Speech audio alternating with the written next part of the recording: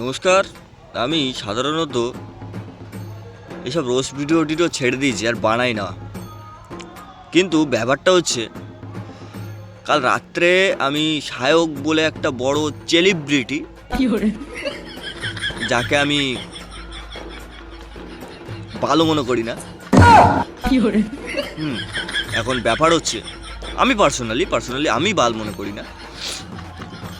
হঠাৎ করে দেখি আমার ফেসবুক ফিডে এসছে, যথারীতি তার ভিডিওটা দেখলাম।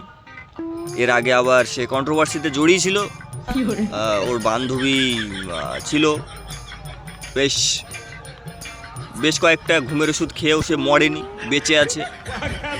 এরকম নানা ধরনের কন্ট্রোভার্সি ওর সঙ্গে হয়ে থাকে ছোটোখাটো, কারণ সে সেলিব্রিটি। এখন ব্যাপারটা হচ্ছে, একটা কলকাতার বড় ধরনের একটা রেস্টুরেন্টে, সম্ভবত পার্ক স্ট্রিট এরকম কিছু, আমি ভিডিওটা দেখলাম কাল রাত্রে। আর সকালবেলা উঠে দেখছি, ফেসবুক খুললাম এক্ষুনি, বেশ ফেসবুক উত্তাল হয়ে গেছে। তো এখন ব্যাপার হচ্ছে, ওই সায়ক বলে যে ছেলেটা সম্ভবত সিরিয়ালে কাজ ফাজ করে, আমি অতটা জানি না, হয়তো সম্ভবত আমি দু একবার হয়তো দেখেছি, আমার ওই ফেসবুক ফিডে এসেছিলো, আমি দেখেছি। সেটা বড় কথা নয়, কথাটা হচ্ছে এই, উনি একজন বড় সেলিব্রিটি, নট সেলিব্রিটি, সেলিব্রিটি আর ভ্লগার। শুধু ক্যামেরা উল্টো পিল্টো বেশ ভালো পারে, আর কন্ট্রোভার্সিটা বেশ ভালো পারে। এটা রোস্ট ভিডিও নয়, ভিডিওর প্রথমে বলেছিলাম আমি সাধারণত রোস্ট ভিডিও বানিয়ে নয়, বাট এটা রোস্ট ভিডিও নয়, আমার মতামতটা আমি শেয়ার করছি।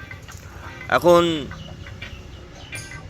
উনি একটা পার্ক স্ট্রিটে একটা অলিফাব বলে একটা রেস্টুরেন্টে গিয়েছিলেন, সেখানে গিয়ে খাওয়া দাওয়া করেছিলেন। বিফ দিয়ে গেছিলো। এবার বিফ বলতে যারা বুঝতে পারছেন না তাদেরকে বলে দেই, অলিফাব যে বড় রেস্টুরেন্ট, সেখানে বড় বড় করে মেনু কার্ডে লেখা আছে, এখানে শুয়োরের মাংস পাওয়া যায়, গরুর মাংস পাওয়া যায়, ছাগলের মাংস, A to Z সব কিছু পাওয়া যায়। এবং আমি গুগল করে দেখলাম, এবং আমার কলকাতাতে কিছু বন্ধুদের দ্বারাই খোঁজখবর নিয়ে দেখলাম, ওখানে ওই রেস্টুরেন্টটা নাকি বিফের জন্য বিখ্যাত, মানে গরুর মাংসর জন্য বিখ্যাত। তো সায়ক বলে যে ছেলেটা, যথারীতি আগামীকাল আমি এই ভিডিওটা যখন আপলোড দেবো, তখন হয়তো একদিন কেটে যেতে পারে, কারণ আমার ভাই টাইমের প্রচুর অভাব। আমি বড় কোনো বিজনেসম্যান নয়, কিন্তু আমার ভাই টাইমের প্রচুর অভাব। সো কাল রাত্রে সায়ক খেতে গেছে ওই রেস্টুরেন্টে।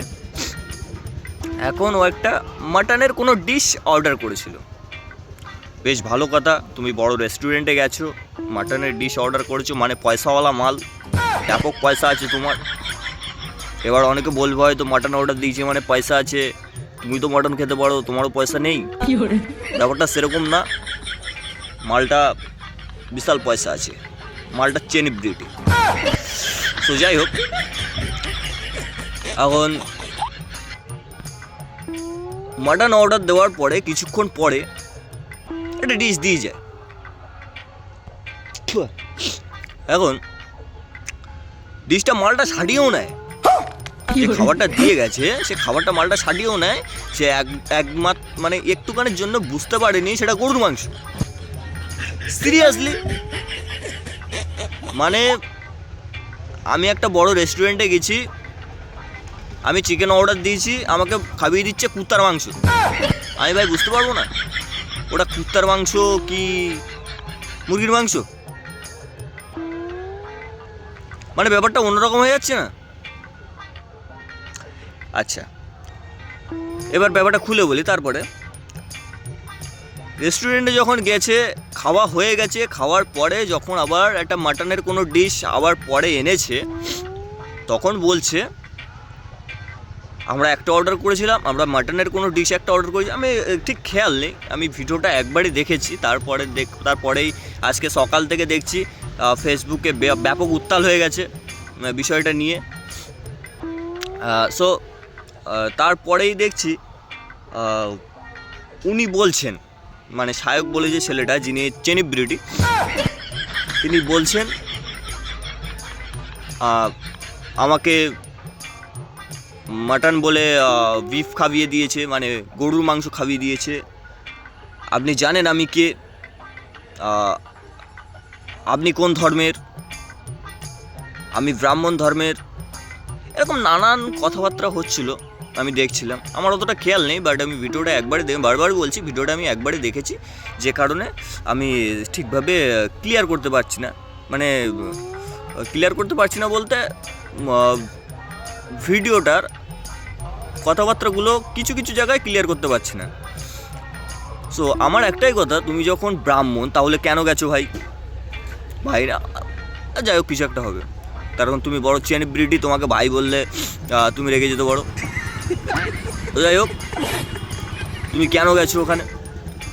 আর আমি একটাই কথা বলবো, তুমি যখন ওখানে গেছোই গেছো, তুমি একটা বড় ব্রাহ্মণের ছেলে, তাহলে কী বাল ছিটতে গেছো ওখানে? কী বাল ছিটতে গেছো? ফেসবুক ঘাটাঘাটি করে যেগুলো দেখলাম, তুমি